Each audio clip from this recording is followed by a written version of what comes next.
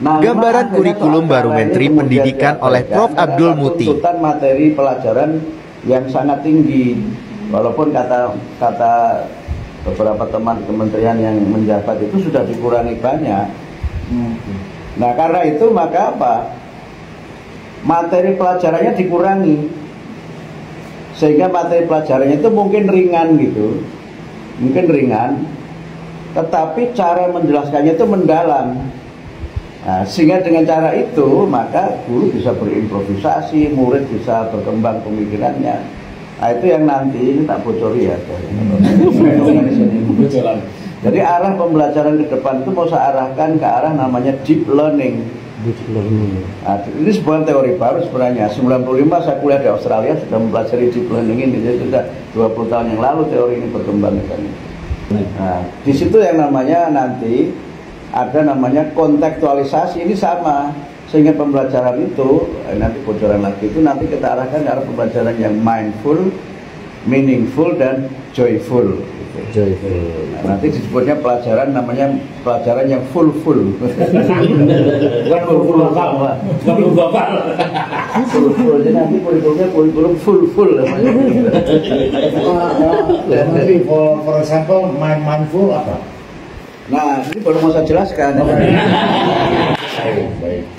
Jadi mindful itu domainnya ada dua. Nah, harusnya bisa 3 tapi 2 aja. Mind itu artinya kita sadar. Kita sadar, murid kita tuh beda-beda. Jadi mindful itu kan artinya sadar. Mindful itu peka, sensitif gitu. Jadi murid kita ini jangan kita anggap sama, kita harus sadar itu mereka ini nggak sama. Nah, yang kedua, mindful itu adalah pembelajaran yang mendorong murid untuk selama belajar itu berpikir. Berpikir sehingga selama proses belajar itu dia didorong untuk terlibat. Jadi misalnya tadi Kak Bapak tiba-tiba menanya di tengah, itu jangan dihentikan. Gitu. Nah, baru nanti kalau pertanyaan tidak relevan, nanti diarahkan. Tapi kalau relevan, jangan dihentikan. Misalnya nih, guru agama ya menjelaskan apa jenis-jenis air, gitu kan. Air ada banyak, gitu kan. Ada air apa. Bisa saja dimulai dari situ. Air ada banyak apa gitu kan. Tapi nanti diarahkan, nah itu air dalam hubungannya dengan kehidupan sehari-hari.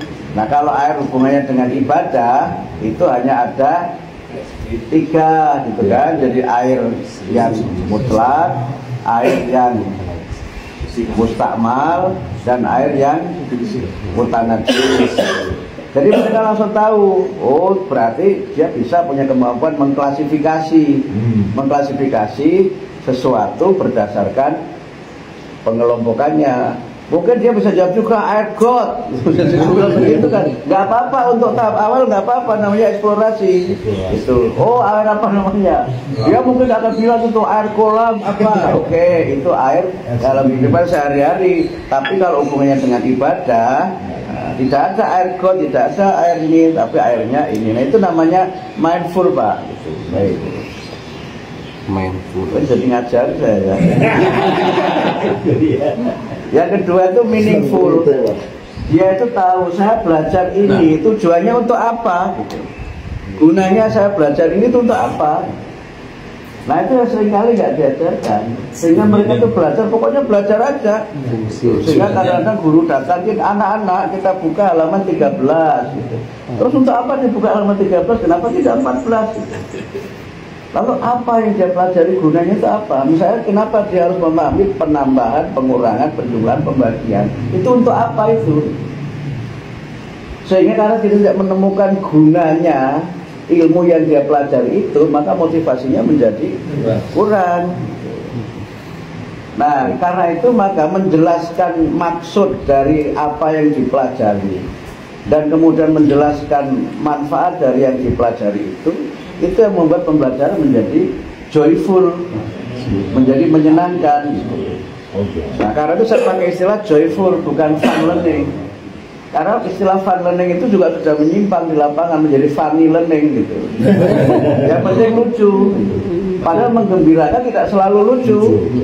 Menggembirakan itu ketika dia menemukan sesuatu yang baru, tapi dia bisa menggunakan kata-kata dengan baik, kemudian mengerti gunanya, dan dia tidak dalam posisi tertekan ketika belajar itu. Nah, itu mudah-mudahan bisa menjadi solusi.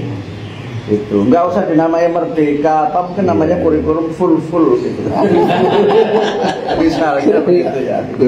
Nah itu, nah ini bisa dilakukan kalau pembelajarannya orientasinya adalah mengenal sesuatu. Yang sekarang ini terjadi kan dua.